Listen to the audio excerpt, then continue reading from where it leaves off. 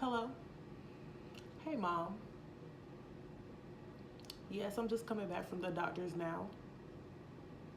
Yes, they told me that I was diagnosed with salmonella poisoning.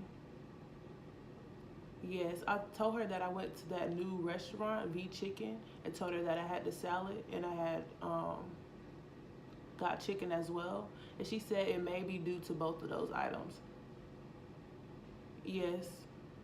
But salmonella can be caused by eating uncooked meat, eggs, cross contamination in the kitchen, or not properly washing raw vegetables. Yeah, but she told me that it wasn't, you know, deadly. Um, she basically told me that if the bacteria goes into my bloodstream, then it could be life threatening. But when I had went, she told me that I was fine and all I had to do was drink fluids and it shall pass on. The symptoms that I had, well, I was cramping really bad, abdominal pain, diarrhea, had the chills, and then I came up with the fever. So yeah, she told me a couple ways that I could prevent it though, myself and whenever I go to a restaurant. She said make sure that they have everything properly stored in the fridge with the right temperature, make sure everything is cooked, well done, and make sure there's no cross contamination, meaning no vegetables or dry food is with any other items that shouldn't be with each other. And then also wash your hands, make sure you keep your hands clean as well. Yeah. She told me it has a secondary use for flagella, meaning the flagella flattens out beneath the bacteria and clings onto salad or leaves. Yeah. But I'm glad that I'm doing better. Thank you. Have a good one. You too. Bye. Salmonella is a rod-shaped gram-negative flagellated facultatively anaerobic bacterium. Gram-negative bacteria have a cell wall composed of a thin layer of peptidoglycan covered by the membrane. It is a member of the family Enterobacteriaceae. Salmonella is known to cause foodborne illnesses. Salmonellosis, aka salmonella poisoning, is a foodborne illness caused by infection with salmonella bacteria. Salmonella species can cause gastroenteritis and typhoid fever. Gastroenteritis is an inflammation of the stomach and intestines, and typhoid fever is an infectious bacterial fever that causes severe intestinal irritation. Salmonella bacteria lives in the intestinal tract of humans. It usually isn't life-threatening. It is caused by contamination of eggs, meats, fruits, and vegetables. The symptoms consist of diarrhea, fever, abdominal cramps, headache, and vomiting. The symptoms usually develop within 12 to 72 hours and last 4 to 7 days. Hi, in this 153-page flipbook that I made, I'll explain the pathogenesis of Salmonella. So my first question was, how does Salmonella actually survive the stomach acid in our body? Because with a pH of 2, this normally kills most pathogens that want to enter our body. So I found the answer in an experiment performed by Scott Waterman and P. Small, and they tested several strains of Salmonella in low acidic environment attached to the surface of several types of food.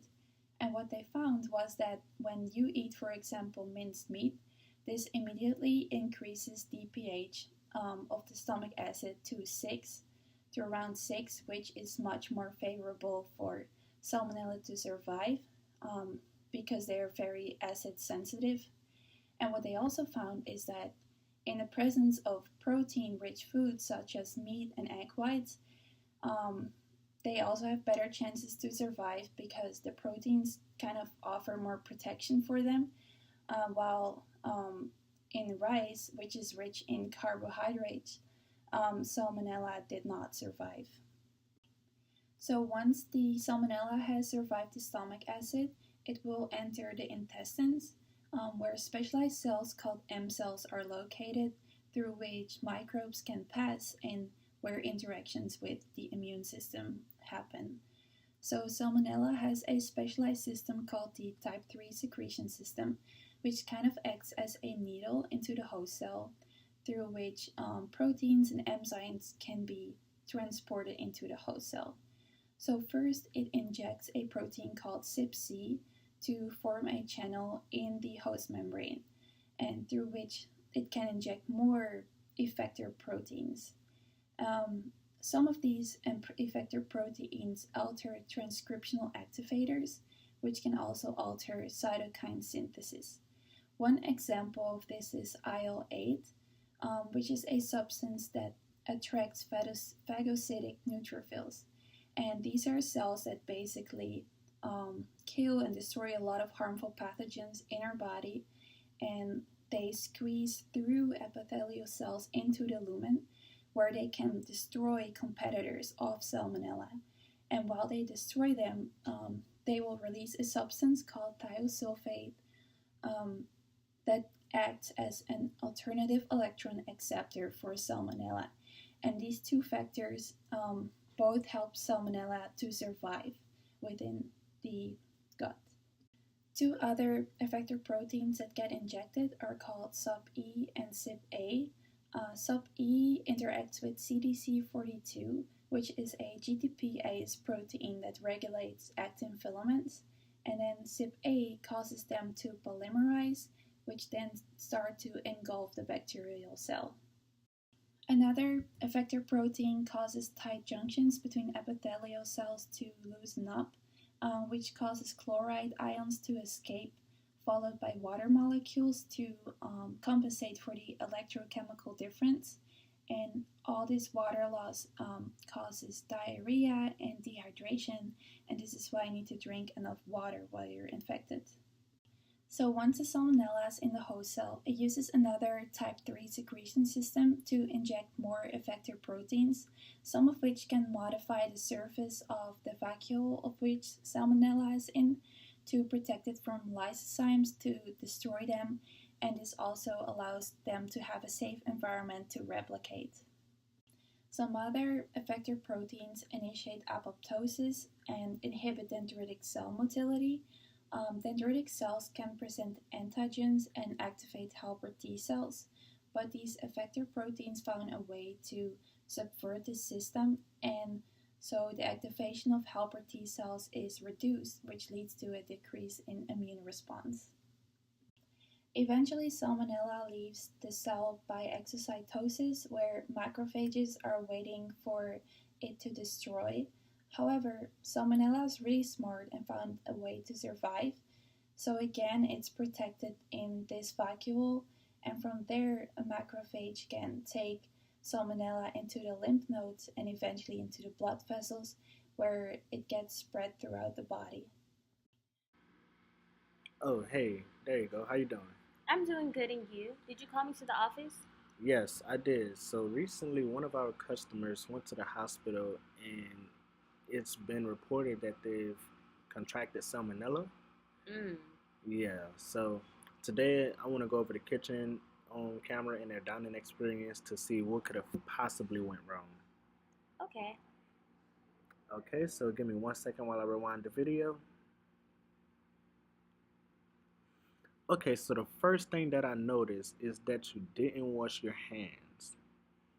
Washing your hands is an essential part of working in this industry. It is very easy for us to infect many people because a lot of bacteria, specifically mesophiles, thrive in temperatures ranging from 15 degrees Celsius to 45 degrees Celsius, which is the ideal temperature on the surface of our skin.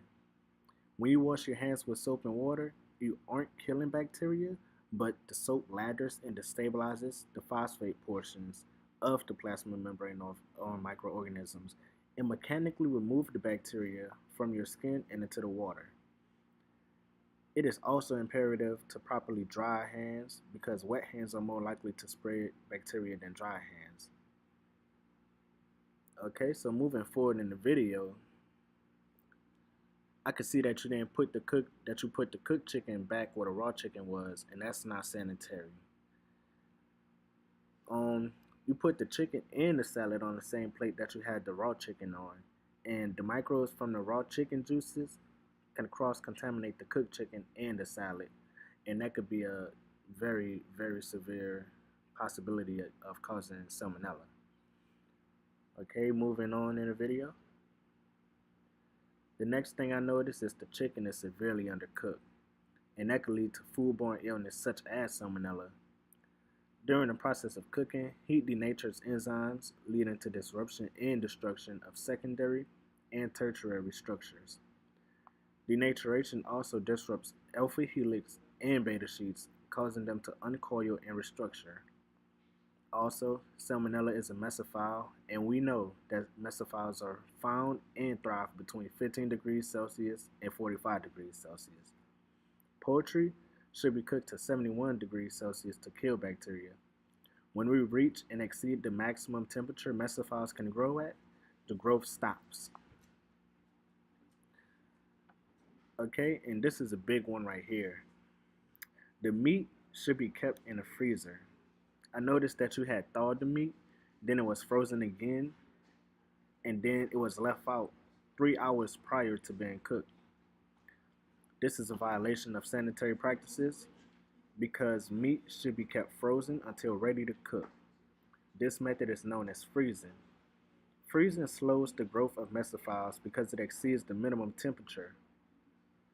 Leaving the meat out the fridge can be very harmful. Mesophilic bacteria can accumulate to dangerous levels, and just like some bacteria can become antibiotic resistant, the bacteria on the poultry can develop heat-resistant toxins from being left out that cannot be killed by cooking. Okay, so moving forward, what are some things that could possibly be done to prevent salmonella from, being contracted by another customer? Well, I think it'd be very beneficial for us to sterilize the restaurant daily to kill living organisms that may surface and start to multiply in the environment. And I think it'd be important for us to use disinfectants such as bleach because they're useful because they contain an active ingredient called hypochlorite, which makes proteins lose their 3D structure and start to clump together and form large aggregates. But I think we should keep in mind that rather than deep cleaning with bleach multiple times throughout the day, we should limit deep cleaning to about once or twice a day to prevent antibiotic resistance because of the excessive use. And I also know that I was wrong when I didn't wash my hands when I entered into work, but I think to help reduce the spread of microbes, the restaurant should implement copper appliances such as the doorknobs, sink handles, and cabinet handles. I think that copper would be effective because it helps kill germs because of its antimicrobial properties by releasing toxic copper ions that trigger the lysis of bacterial membranes within minutes. And also, I know that we wash the dishes with our hands because it's efficient for the restaurant and it's very time efficient. But I think a dishwasher would be helpful to clean the dishes because of the amount of steam produced from the heat and hot water used to clean the dishes will get rid of more bacteria than hand washing does. And also with the dishwasher using moist heat, that is much more effective killer for bacteria because of the ability of water to penetrate the cells and cause the bacteria to die because they cannot withstand the high temperatures. So hopefully, by ensuring sanitation is practiced to reduce microbial levels, that will allow our sanitation score to be improved for our next inspection and prevent salmonella from spreading. Okay, thank you so much, and I would definitely take those things into consideration. All right. See you later and practice sanitary practices.